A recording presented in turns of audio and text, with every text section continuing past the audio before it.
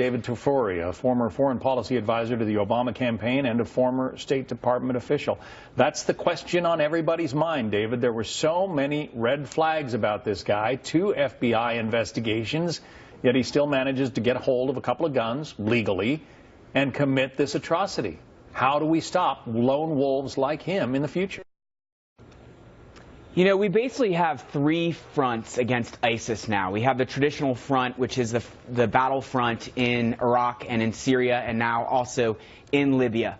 We have the front in terms of fighting against and preventing ISIS-trained terrorists from fanning out to Europe and the U.S. and planning and implementing attacks. And we have a third front now, which is homegrown terrorists who are inspired by ISIS, sickly, somehow, sadly inspired by ISIS in the quiet of their own home.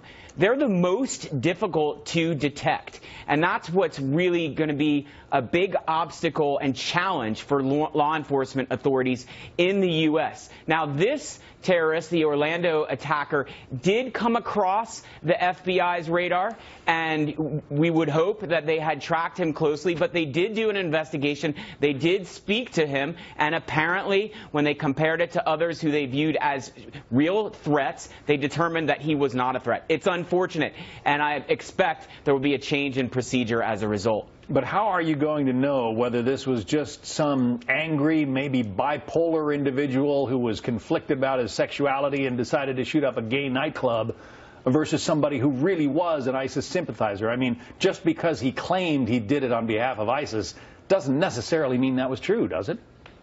No, it's a good point. I mean, he may be both of those things, an ISIS sympathizer, but also someone with very serious mental problems. And sorting through that is going to be one of the biggest challenges. But we also have to have a campaign to reach out to the Muslim community in the United States to do a better job of convincing them not to be in contact with ISIS, not to view ISIS as anything other than a very serious terrorist organization that tends to do serious harm to innocent people. What about, social media and I don't know, doing something more to monitor what's coming out of ISIS and who is receiving those messages?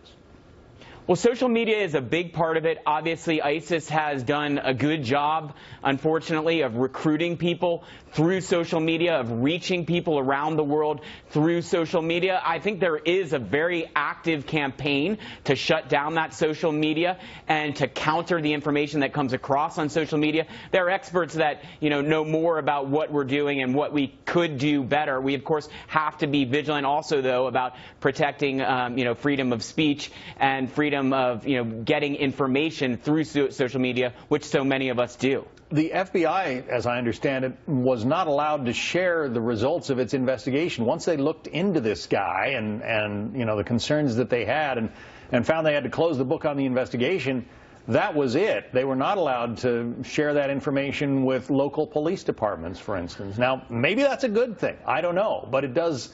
There is this information lockup that doesn't always necessarily result, well, it's not always a good thing.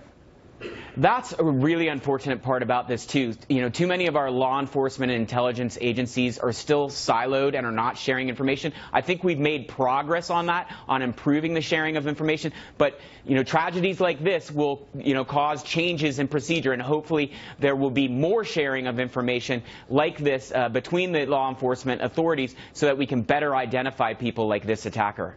David Tafuri, formerly with the State Department. David, thank you. Thank you.